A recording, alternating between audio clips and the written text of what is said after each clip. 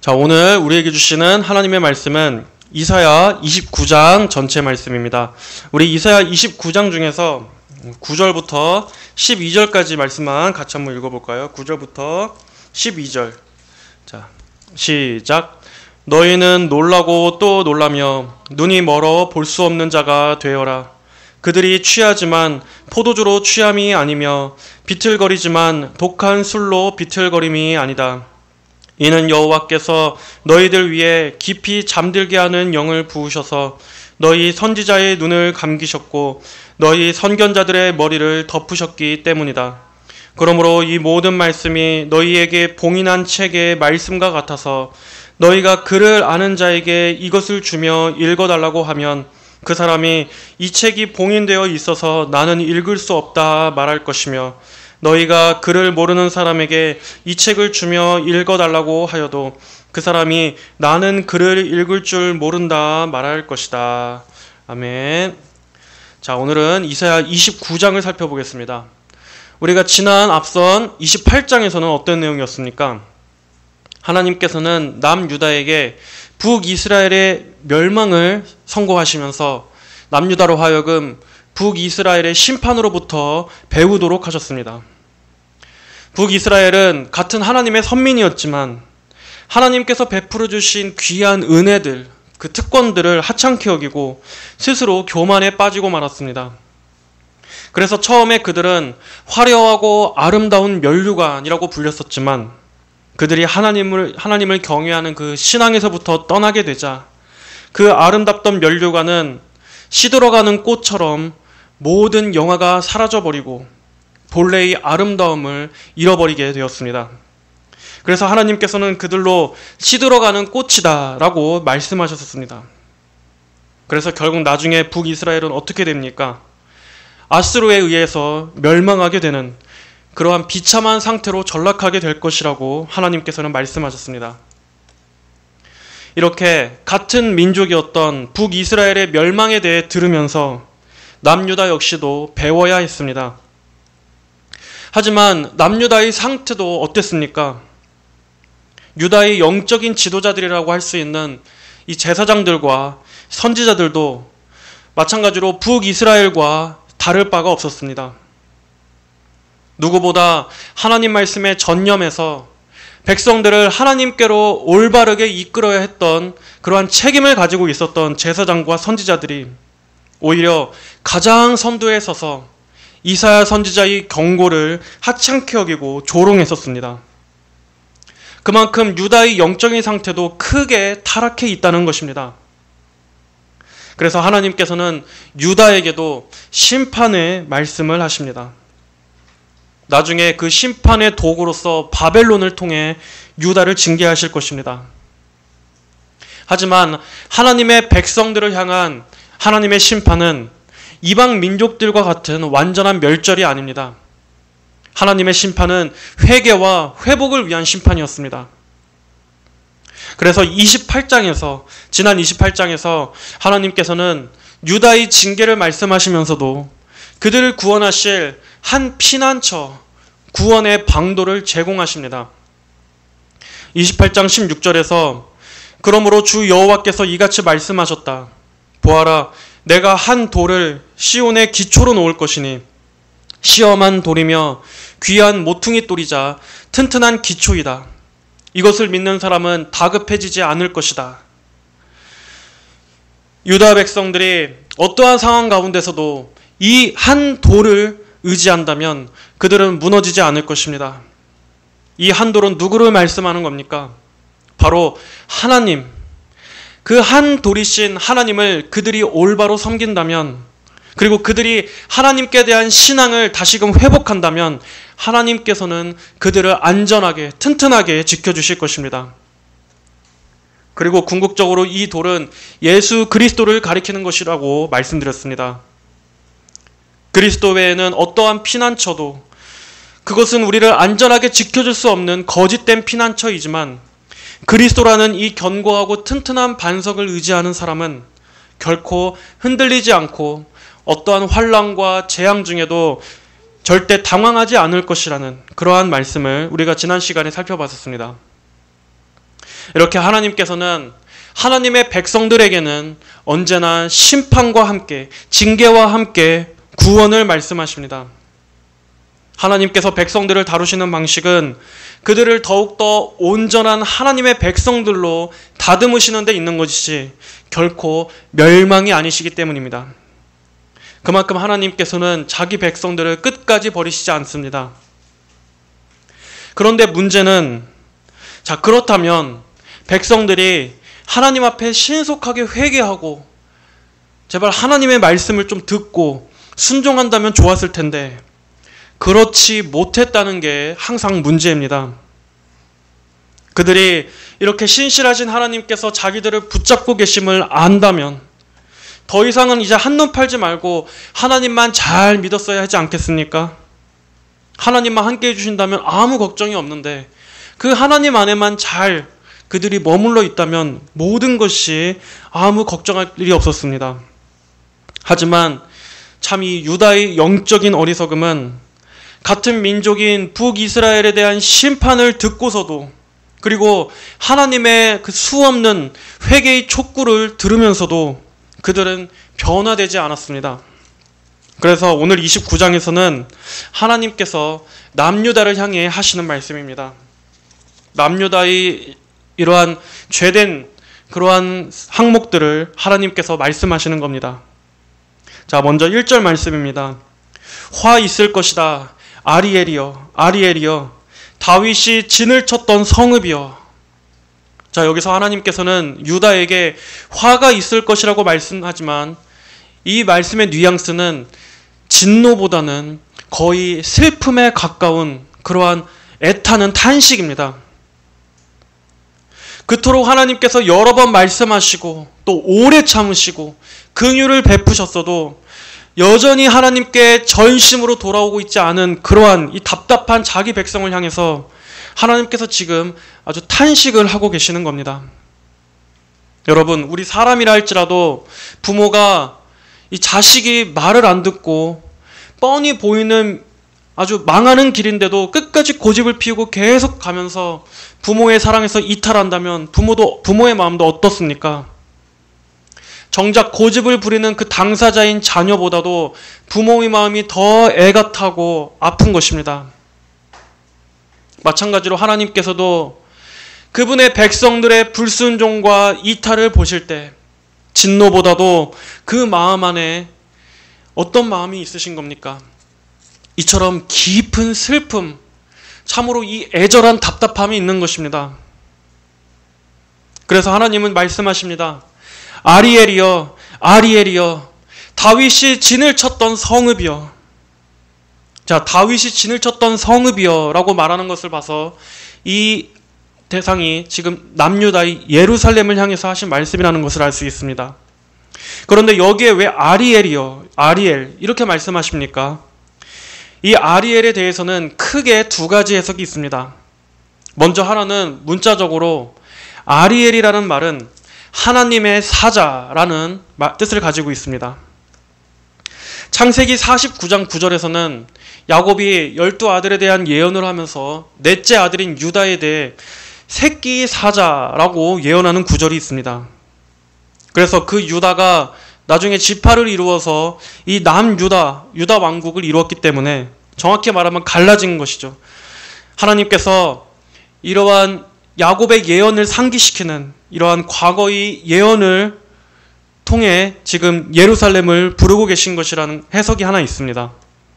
그리고 또 두 번째는 아리엘이라는 말은 번제단의 민면을 가리키는 뜻도 있었습니다. 즉 유다는 하나님께 제사하던 민족, 하나님께 번제를 올리던 민족, 즉 하나님을 섬기는 백성들이라는 겁니다. 하지만 그랬던 그들이 지금은 어떻게 되었습니까? 여전히 형식적으로 그들의 번제단은 불타고 있었지만 그들 안에 있는 그 내면의 신앙의 불은 이미 다 꺼져버린 상태였습니다. 그래서 하나님께서는 이 예루살렘을 향해서 아리에라, 아리에라 라고 부르시면서 그들이 과거의 야곱의 축복으로부터도 한참이나 떨어져 있고 또 형식적인 제사만 간신히 유지하고 있는 그러한 유다의 영적인 상태를 지금 슬퍼하며 탄식하고 계시는 겁니다. 해마다 그 절기들은 돌아오겠으나 라고 말씀하십니다. 자, 이렇게 신앙의 껍데기만 남아 있으면서도 이들은 예루살렘에서는 어쨌든 항상 제사가 드려지기는 했었습니다. 하지만 정말 하나님을 향한 참된 그러한 경외심은 없이 그저 형식만, 다 죽어버린 껍데기만 있을 뿐이었습니다. 매 절기마다 그들은 짐승을 잡고 제물을 바치고 또 많은 짐승들의 피가 흘려지고 그러면서도 하나님께 대한 그들의 마음은 다 식어버렸었습니다. 그런 상태에서 매번 반복되는 제사가 그저 무의미하고 형식적으로 그냥 반복적으로 드려졌었습니다. 하지만 하나님께서 그 마음을 모르시겠습니까? 그들 마음 안에 있는 그 중심을 모르시겠습니까? 그 안에 하나님을 향한 참된 사랑도, 하나님을 향한 그 경외심도 없는 그러한 마음들을, 그러한 마음으로 제사 드리는 것을 하나님께서 모르시겠습니까? 오히려 그러한 마음으로 하나님 앞에 나와 수없이 제물을 바친다 해도 그것은 하나님의 면전 앞에서 하나님을 모독하는 행위였습니다. 그래서 하나님께서는 유다에게 말씀하십니다. 2절에 내가 아리엘을 괴롭게 할 것이니 거기에 슬픔과 통곡이 있을 것이며 그 성읍이 내게 아리엘처럼 될 것이다. 자, 여기서 그 성읍이 내게 아리엘처럼 될 것이다. 이 말씀이 무슨 뜻입니까? 성전 번제단에서 짐승의 피가 흩뿌려지고 또 제물이 활활 불타오른 것처럼 장차 예루살렘 땅이 이방 국가들의 침략으로 인해서 그들이 창칼에 찔려 피를 흘리고 또 불에 타듯 이러한 극심한 재앙이 너희를 덮칠 것이다 라는 이러한 것을 암시하는 말씀이었습니다. 이렇게 하나님께서는 하나님 앞에 나아올 때 그 마음의 진정한 사모함과 경외함 없이 그저 예배의 자리에 나왔다는 그걸로 만족해하는 그러한 행태를 하나님은 가증하게 여기십니다. 여러분, 그러한 예배는 예배가 아닙니다. 우리가 예배하는 대상이 누구십니까? 우리는 살아계신 하나님을 예배하는 것입니다. 그런 하나님 앞에 나올 때는 어떻게 해야 합니까? 지금 내가 예배하는 분이 어떠한 분이신지, 내가 지금 누구에게 예배하고 있는지를 생각해야 할 것입니다. 하나님께서는 얼마나 영광스러운 분이신가? 그분은 얼마나 영광과 찬송을 받기에 합당하신 분이신가? 또 하나님께서는 얼마나 영광스러우시고 존귀하시고 위대하신 분이신가? 하나님을 절대적으로 높이고자 하는 그러한 마음으로 나와야 합니다.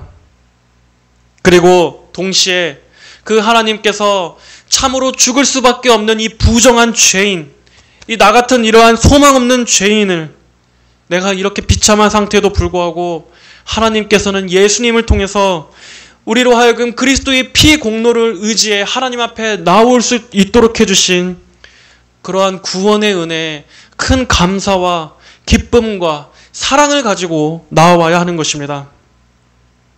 우리가 예배하러 오기 전이나 또 예배의 자리에서나 예배를 드리고 돌아간 그 삶의 자리에서도 언제나 하나님의 은혜와 사랑을 늘 기억하며 우리의 모든 삶 전체를 다해 하나님을 존귀하게 여겨야 하는 것입니다. 하지만 지금 이 남유다의 신앙은 어땠습니까? 눈앞에서 자기의 죄가 전가된 그 짐승이 찢겨 죽고 피를 흘리고 대속물로 바쳐지는 것을 직접 눈으로 보면서도 그들은 자기들의 죄에 대해 무미건조하게 생각했습니다. 그 짐승의 잔인한 죽음을 보면서도 그들은 아무것도 깨닫지 못했고 죄의 악함도 보지 못했습니다. 사방에서 짐승들이 외쳐대는 그 비명소리를 들으면서도 그들은 하나님께서는 이렇게 공의로우신 분이시구나, 하나님께서는 죄에 대해 이토록 악하게 보시는구나 하고 생각하지 않았습니다. 이 짐승이 나 대신 이렇게 잔인하게 죽음으로 인해서 내가 내 죄 용서를 받는 것처럼 하나님께서 장차 내 죄를 속해 주실 구속주를 보내주실 거야. 그들에게는 이러한 믿음도 없었습니다. 그냥 모든 게 다 형식일 뿐이었습니다. 매년마다 절기가 되면 그냥 하던 대로, 또 어떤 행사가 있으면 그냥 늘 하던 대로 그렇게 아무런 마음과 애정과 진정성 없이 죽은 껍데기만 붙잡고 있었던 것입니다. 그렇게 그들의 마음은 하나님에게서는 점점 멀어지고, 대신에 그러면서도 다른 우상들과 죄에 대해서는 열렬하게 타올랐습니다. 이들은 이렇게 마치 하나님을 죽은 우상처럼 대했습니다. 어차피 이렇게도 하나님께서는 모르시겠지. 어차피 하나님은 이렇게 형식적인 제사만 드려도 아무 말도 없을 거야. 어쨌든 나는 제사는 드렸으니까 받으시겠지. 이렇게 마치 하나님을 죽은 우상처럼 말 못하고 아무것도 행사하실 수 없는 그런 우상처럼 생각했던 것입니다. 그래서 오늘 29장 13절에서도 하나님께서는 말씀하시기를, 이 백성이 입으로는 나를 가까이 하며 입술로는 나를 존경하나 그 마음은 내게서 멀리 있다라고 책망하신 것입니다. 여러분, 우리 역시도 혹여나 은연중에 이러한 예배를 드리고 있지는 않습니까? 그래, 수요일이니까 수요 예배 가야지. 금요 기도회가 있으니까 금요일날 또 교회 가야지. 또 주일이구나. 주일이 왔으니까 또 주일 예배 가야지. 이렇게 마음속으로는 귀찮고 피곤하지만 어쨌든 안 나갈 수는 없으니까 나가야지 뭐. 이렇게 하는 식으로 하나님을 이렇게 따분하고 피곤하게 생각하고 있지는 않습니까? 그냥 해야 되는 거니까, 가야 되는 거니까. 그러면서 가서는 겉으로는 신앙이 있는 척합니다. 입술로는 하나님께 대한 신앙 고백도 합니다. 얼마든지 찬송도 할 수 있고 얼마든지 익숙한 종교 생활, 이런 것들도 다 할 수 있습니다. 하지만 정작 그 마음 안에 하나님을 향한 사랑이 없습니다. 마음속에서 우러나오는 하나님에 대한 그 열렬한 애정, 하나님을 예배하고 싶고 하나님을 높이고 싶고 하나님을 즐거워하고 사랑하고 싶어하는, 그래서 하나님으로 인해서 안달나는 그러한 우러나오는 믿음 없이 그저 그냥 오랫동안 신앙생활 했으니까 형식적으로 익숙하게 그냥 하는 겁니다. 만약 그러한 마음이 있다면, 그러한 마음이 우리 속에 있다면 우리는 속히 회개해야 합니다. 어떻게 하나님을 그렇게 여길 수 있습니까? 어떻게 우리가 하나님 앞에 그런 마음을 드릴 수 있겠습니까? 물론 지금 시대 교회는 여러 가지 것들로 성도들을 피곤하게 하기는 합니다. 교회 안에 뭘 그렇게도 행사가 많은지 이런저런 프로그램들로 교회만 가면 성도들을 아주 바쁘고 분주하게 굴립니다. 그래서 교회를 생각하면 오히려 더 피곤하고 지칩니다. 분명히 교회가 성도들로 하여금 그러한 생각이 들게 만드는 것은 분명히 문제가 있습니다. 그리고 그렇게 교회 안에서 행하는 대부분의 많은 행사와 여러 이벤트들은 다 비성경적이고 사실 없어도 되는 것들이긴 합니다. 하지만 그러한 문제들은 우선 번외로 치더라도 우리가 하나님을 대하는 데 있어서, 하나님을 생각하고 하나님 앞에 나와 예배하는 데 있어서는 언제나 하나님을 전적으로 사랑하고 의지하는 그러한 하나님에 대한 믿음과 경외의 마음으로 나와야 하는 것입니다. 하나님을 마음으로 다해서 뜨겁게 사랑하고 또 진정으로 하나님을 높이고자 하는 그러한 마음으로 신앙생활을 해야 합니다. 하나님을 예배한다고 하는 자리에는 나와 있으면서도 정작 그 마음은 하나님을 경외하는 마음이 조금도 없이 그러한 죽은 마음으로 드리는 예배는 하나님께서도 받지 않으십니다. 그건 오히려 하나님을 더 불쾌하게 만드는 겁니다. 하나님께서 역겨움을 느끼시게 만드는 겁니다. 하나님을 예배한다는 것은 이 세상의 어떠한 시간보다도 가장 귀하고 영광스러운 시간입니다. 우리가 살아계신 하나님 앞에 나와 그분의 생명의 말씀을 듣고 또 하나님의 임재 안에서 하나님의 자녀들이 영과 진리로 하나님을 찬송하며 예배한다고 하는 것은 이 세상에서 우리 사람이 누릴 수 있는 가장 귀한 시간입니다. 인간으로서 누릴 수 있는 가장 존귀한 은혜이자 특권이고 가장 영광스러운 것입니다. 우리는 하나님께 나올 때마다 삼위 하나님께서 얼마나 영광스러운 분이신지를 생각해야 합니다. 또 하나님께서 베풀어 주신 이 구속의 은혜가 얼마나 크고 위대한 것인가에 대한 그러한 감격이 있어야 합니다. 하나님 앞에 나올 때 여러분 절대로 죽은 마음, 메마르고 몸이 건조한 마음으로 나오지 마십시오.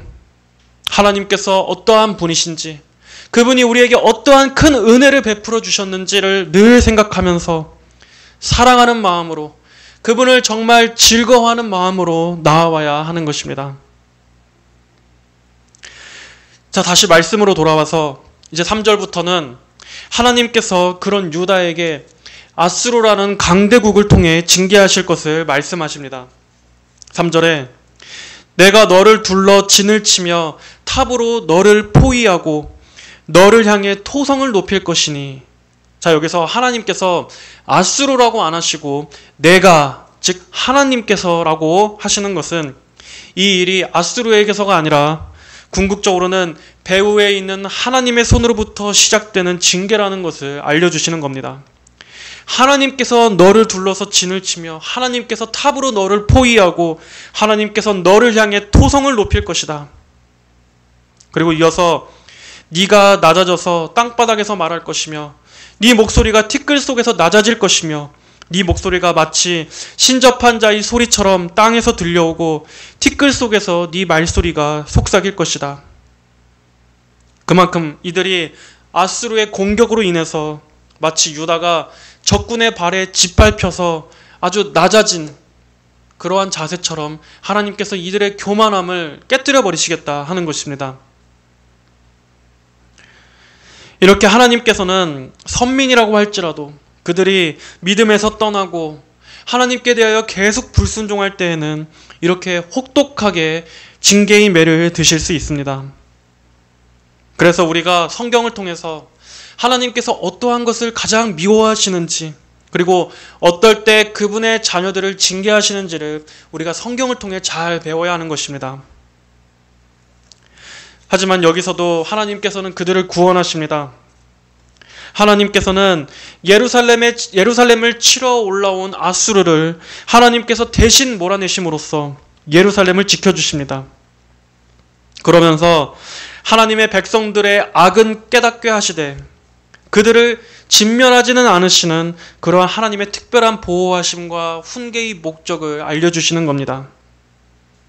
자, 그러면서 5절에 그러나 네 원수의 무리들은 가는 먼지와 같고 그 포악한 무리는 날리는 겨와 같을 것이니 갑자기 순식간에 만군의 여호와께서 오시되 천둥과 지진과 큰 소리와 회오리 바람과 태풍과 삼키는 불꽃을 몰고 오실 것이니 아리엘을 치는 모든 열방의 무리들 곧 아리엘과 그 요새를 치며 그를 곤고하게 하는 자들은 꿈과 밤의 환상과 같을 것이다 라고 말씀하십니다. 그러면서 8절에서는 이어서 어떻게 말씀하십니까? 배고픈 사람이 꿈속에서 먹었으나 깨어나면 그 속은 비어있고 목마른 사람이 꿈속에서 마셨으나 깨어나면 그 속에 갈증이 있는 것 같이 시온산을 치는 모든 민족의 무리들이 이와 같을 것이다. 여러분, 우리가 꿈속에서 아무리 맛있는 진수성찬을 먹는다 할지라도, 그리고 또 꿈속에서 아무리 시원한 물을 벌컥벌컥 마신다 할지라도 깨어나서 그게 꿈인 거면은 얼마나 허무하겠습니까? 마찬가지로 시온산을 치는 모든 민족의 무리들이 이와 같을 것이다. 하나님의 백성들을 공격하고 핍박하는 자들도 결국에는 이러한 최후를 받게 될 것이다. 그들이 하나님의 백성들을 집어삼키려고 했지만 하나님께서 그들의 계획을 저지시키심으로써 완전히 한순간에 일장춘몽처럼 만들어 버리신다는 겁니다. 실제로 이 말씀은 곧 성취되었습니다. 히스기야 왕 때 아수르 왕 사네립이 유다를 점령하고 이제 예루살렘 성읍만을 거의 다 포위해서 승리를 눈앞에 두고 있었지만, 그때 하나님께서는 어떻게 일하셨습니까? 하나님께서 그 순간 개입하셔서 하룻밤 사이에 아수르 병력, 아수르 군대를 18만 5천 명이나 되는 군사들을 전멸시켜 버리셨습니다. 그래서 그 길로 아수르는 바로 물러났고, 아수르 왕 사네립은 자기 땅으로 돌아간 지 얼마 되지 않아서 두 아들에게 암살당하는 것으로 하나님의 이 말씀이 완벽하게 실현되었습니다. 이처럼 하나님의 백성들은 하나님께서 철저하게 지키시고 보호하십니다. 적들이 다 이겼다고 생각하는 바로 그러한 순간에, 그 결정적인 순간에 하나님께서는 그들의 계획을 완전히 허무하게 만들어 버리십니다. 이 세상의 마지막 때도 마찬가지입니다. 지금의 이 세상이 교회와 성도들을 대적하고 교회를 너무나 하찮게 대한다 할지라도 하나님께서는 그들의 계획을 마지막에는 보기 좋게 무너뜨리실 것입니다. 아무리 그들이 이긴 것처럼 군다 할지라도 바로 그때 예수님께서 그분이 심판조로 이 새 땅에 재림하셔서 모든 마귀의 세력을 심판하시고 한순간에 그들을 먼지와 겨와 같이 만드실 것입니다. 그래서 악인들로 하여금 모든 것이 마치 한낱 꿈같이 아무것도 아닌 것처럼 모든 악한 계략들을 한순간에 물거품으로 만드실 것입니다. 이렇게 하나님께서는 항상 심판 중에도 구원을 말씀하시고 또 구원의 약속을 주시면서도 경고의 말씀을 하심으로써 백성들로 하여금 항상 깨어있도록 주의하고 경각심을 갖도록 하셨습니다. 자, 이제 그리고 9절부터는 유다가 하나님의 백성들임에도 불구하고 징계를 받을 수밖에 없는 이유에 대해서 말씀하십니다.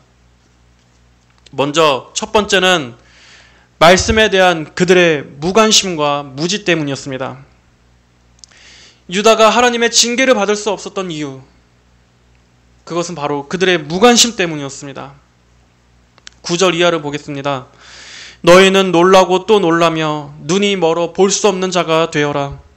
그들이 취하지만 포도주로 취함이 아니며 비틀거리지만 독한 술로 비틀거림이 아니다. 이는 여호와께서 너희들 위에 깊이 잠들게 하는 영을 부으셔서 너희 선지자의 눈을 감기셨고 너희 선견자들의 머리를 덮으셨기 때문이다. 너희는 놀라고 또 놀라라. 왜 하나님께서 이들로 하여금 지금 놀라라고 말씀하십니까? 이 말씀은 마치 소돔과 고모라가 하나님의 심판을 받기 직전에 천사들이 롯에게 속히 그곳을 도망치라고 하는 그러한 뉘앙스와 같은 말입니다.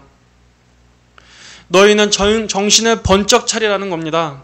그래서 귀를 기울여서 하나님의 말씀을 들으라. 듣고 정신을 깨어 너희 자신의 영적인 상태를 돌아보라 하는 것입니다. 그리고 나서 눈이 멀어 볼 수 없는 자가 되어라 라고 말씀하십니다. 왜 하나님께서는 이러한 식으로 말씀하십니까?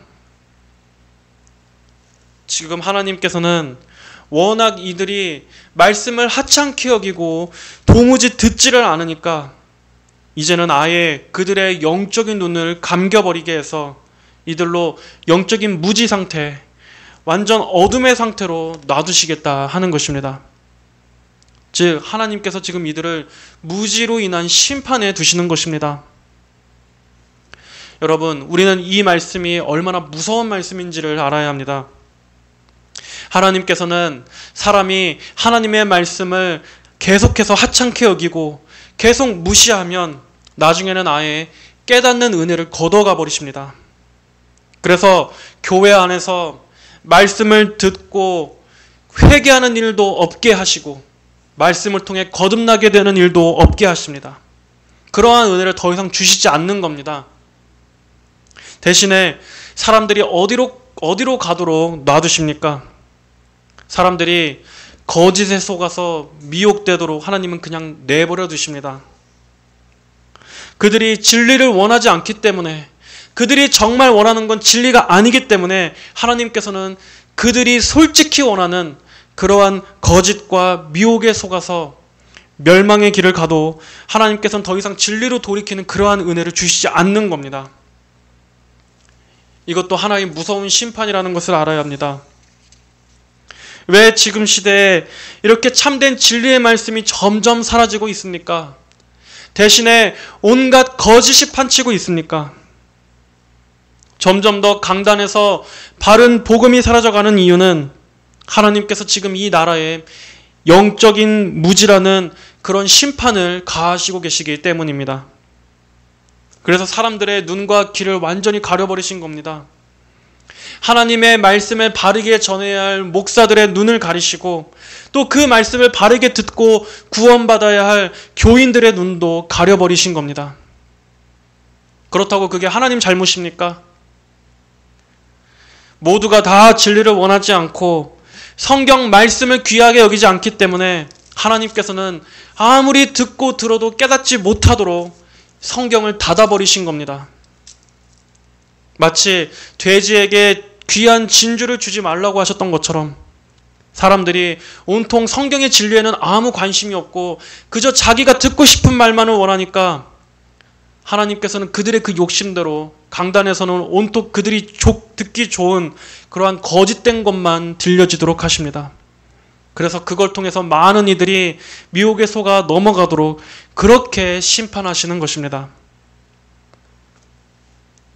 이는 여호와께서 너희들 위에 깊이 잠들게 하는 영을 부으셔서 너희 선지자의 눈을 감기셨고 너희 선견자들의 머리를 덮으셨기 때문이다.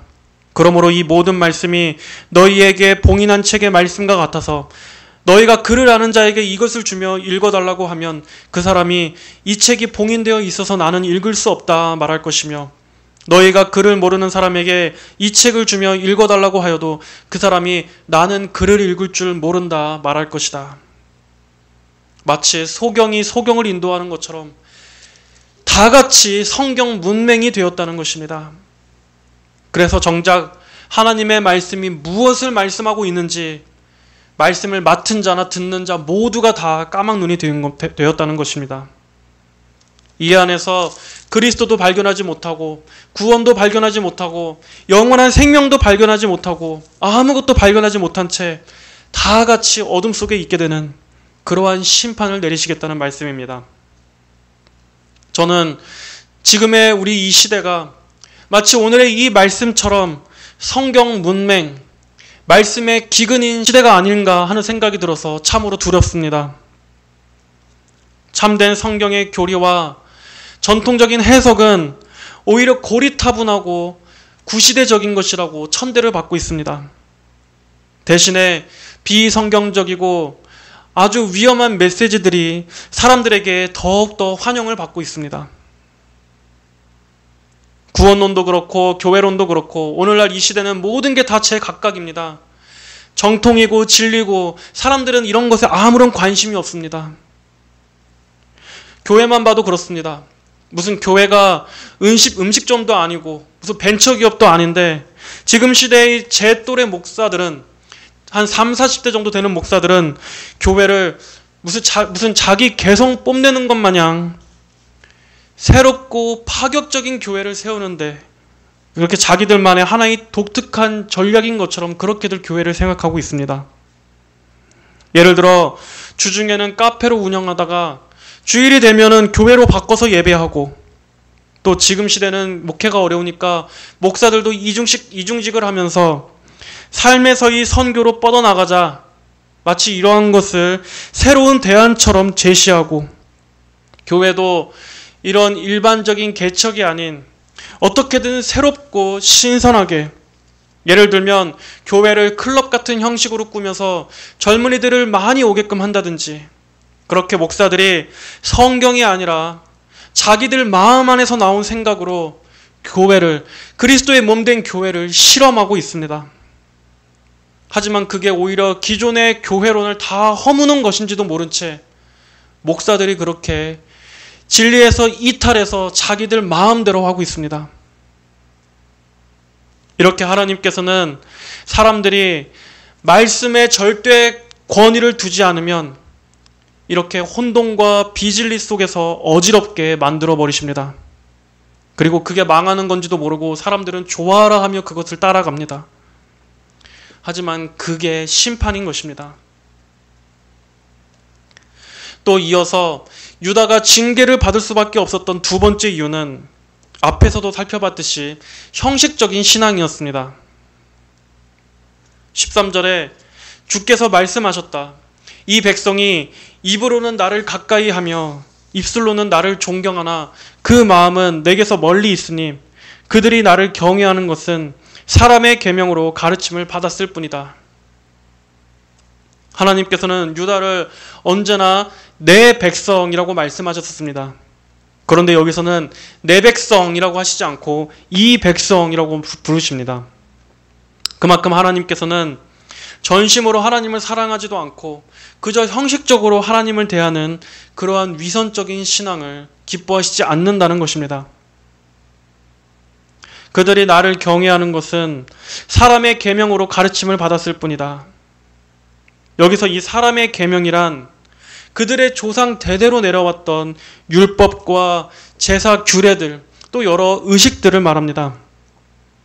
그들은 이러한 형식적인 규례만 잘 지킨다면 그 마음 안에 어떠한 마음으로 나왔는지는 상관없이 하나님께서도 받으시겠지 하고 이렇게 생각했던 것입니다.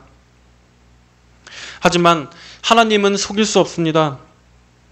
하나님께서는 사람의 마음 속에 무엇이 있는지를 다 아십니다. 우리 마음의 중심을 아십니다. 하나님께서 원하시는 것은 무엇입니까? 입술의 고백만이 아니라 마음의 고백입니다. 형식적인 행위만이 아니라 참된 믿음에 뒤따르는 열매입니다. 여러분, 우리 사람도 어떤 사람이 이 사람이 진정성이 있는지 없는지를 우리 사람도 알아챌 수가 있는데 심장과 폐부를 살피시는 하나님께서 우리 마음속에 있는 것을 모르실 수가 있겠습니까? 하나님 앞에서는 아무것도 숨겨서는 안 됩니다. 차라리 우리가 하나님 앞에 나아올 때 우리 마음에 하나님을 향한 사랑이 없다면 그것조차도 하나님 앞에 솔직히 털어놓아야 합니다. 하나님, 제게 하나님을 향한 사랑이 없습니다. 지금 제 마음과 열정이 너무나도 차갑게 식어 있습니다. 그럼에도 예수님만을 의지하여 나아옵니다. 주님, 하나님만을 진정으로 사랑하고 경외하는 그러한 마음으로 변화되게 해주세요. 이렇게 있는 그대로 기도하고 하나님 앞에 은혜를 구하는 것이 하나님께서는 훨씬 더 기쁘게 생각하십니다. 오히려 아무 마음도 없으면서 그저 사람들이 볼 때 신앙 좋은 척하는 그것이 하나님 앞에서 훨씬 더 위선적입니다. 그러므로 보아라, 내가 이 백성을 기이하고 기이한 일들로 다시 놀라게 할 것이니 그들 중 지혜로운 자들의 지혜가 없어질 것이며 명철한 자들의 명철이 사라질 것이다. 그리고 15절 이어서 자기의 계획을 여호와께 깊이 숨기는 자는 화 있을 것이다. 어둠 속에서 그 일들을 행하며 말하기를 누가 우리를 보겠느냐, 누가 우리를 알겠느냐라고 하는 자들이여, 위아래를 뒤바꾸는 자여, 토기장이를 어찌 진흙같이 여길 수 있으며 지음받은 물건이 어찌 자기를 만든 자를 향해 그가 나를 만들지 않았다 말할 수 있겠느냐? 혹은 그릇이 그 만든 자에게 그는 총명이 없다 말할 수 있겠느냐? 자, 여기서도 남유다에게서 보여지는 태도는 무엇입니까? 그들에게 하나님을 향한 경외심이 없다는 것, 즉 하나님을 아는 지식의 부재가 그들이 징계받는 세 번째 이유입니다. 이들만큼 하나님을 잘 알았던 민족이 어디 있겠습니까? 조상 대대로부터 내려온 그러한 율법과 여러 제사 의식들, 그리고 또 많은 신앙의 유산들, 그리고 또 하나님의 이름에 대해서 이들만큼 잘 알았던 민족은 없었습니다. 하지만 그러한 특별한 은혜들이 주어졌어도 그 지식들을 통해서 살아계신 참 하나님을 만나지 못한다면 아무 의미가 없습니다. 하나님을 안다는 것은 무엇입니까? 하나님이 어떠한 분이신지를 바르게 알고 그것이 하나님에 대한 바른 경외로 이어져야 하는 것입니다. 그게 정말로 하나님을 아는 것입니다. 그런데 지금 이들의 태도는 어떻습니까?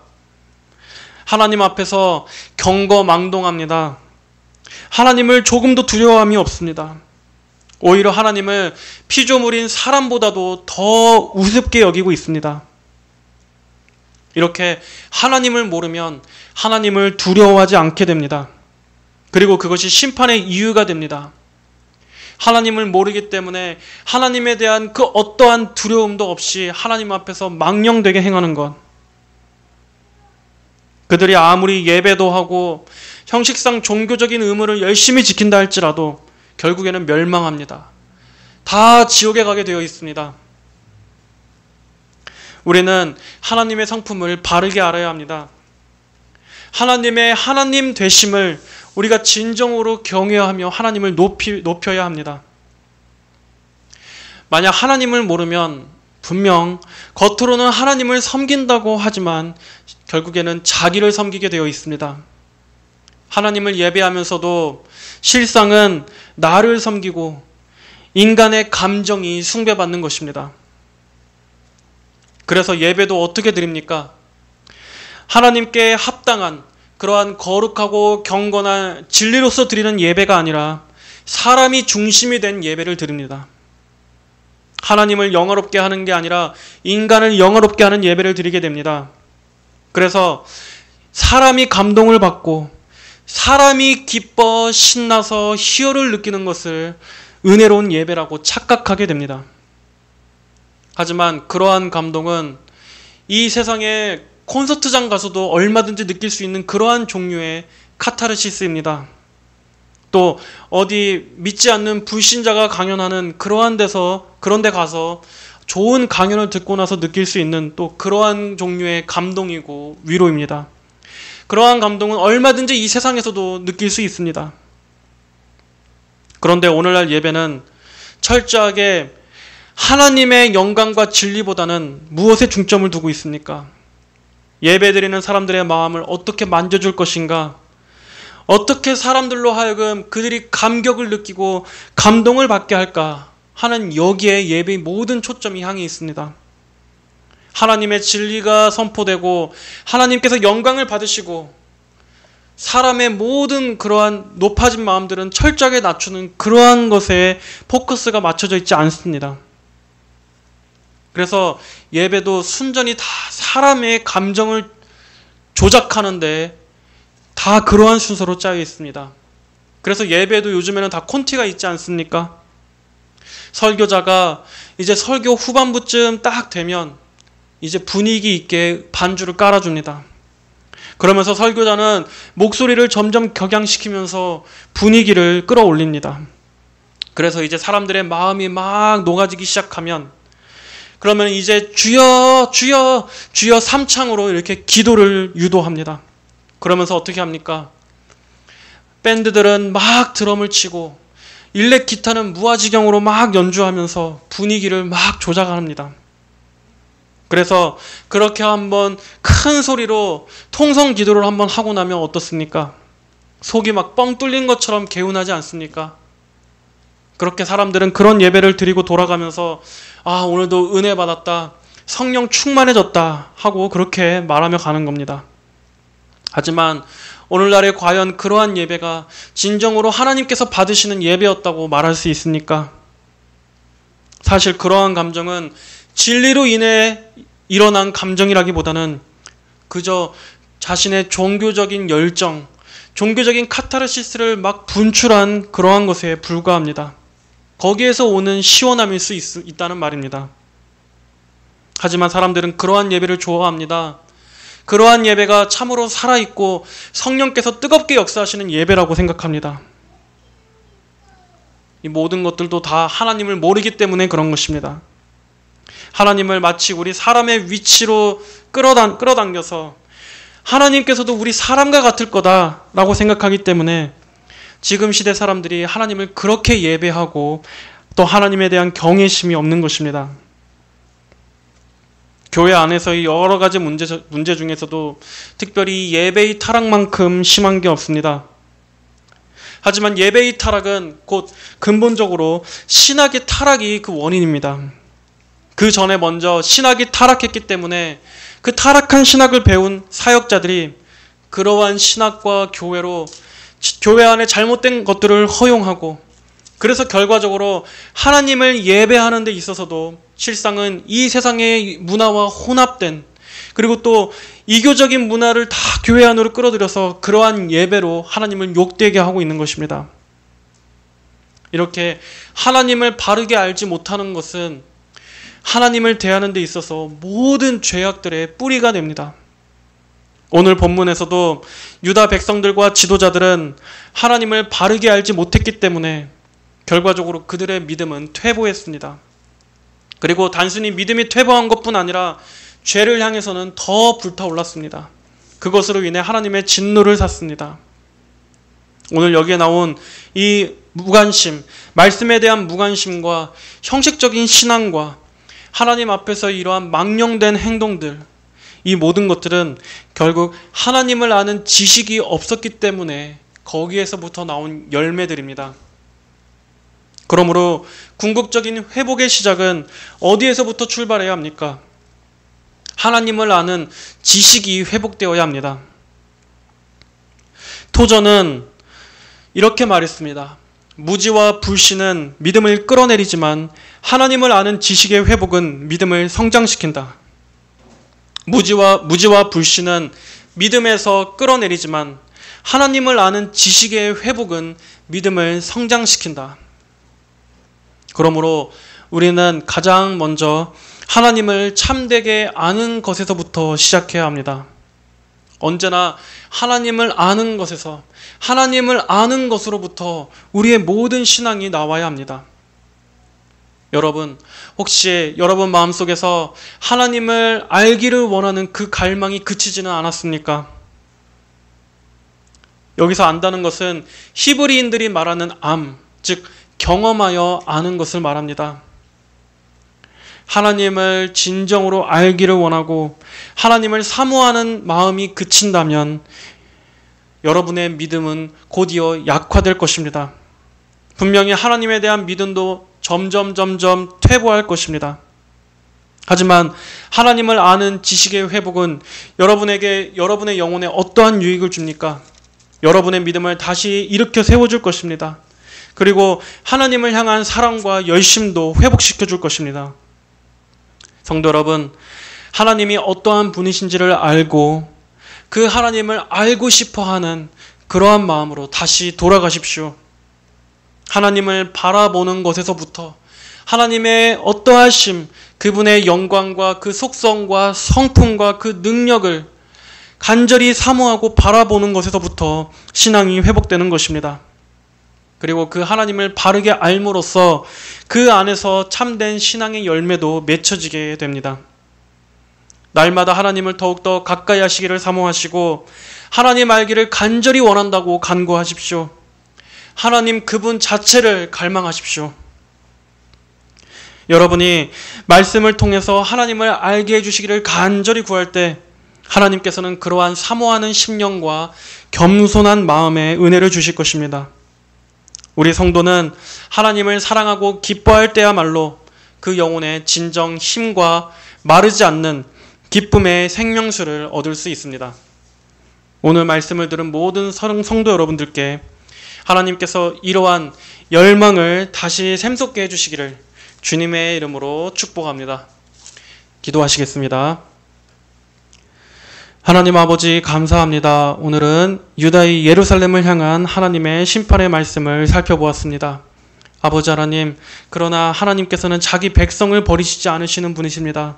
하나님의 백성들을 더욱더 온전하게 다듬으셔서 하나님께서 기뻐하시는 그러한 하나님의 백성들의 모습으로 다듬으시기 위해서 주께서 이러한 훈계와 징계를 내리시는 줄 압니다. 아버지, 우리가 오늘 이들의 모습을 통해 살펴본 이러한 말씀에 대한 무관심과 형식적인 신앙과 하나님을 아는 지식의 부재, 이러한 것들을 우리가 살펴보았습니다.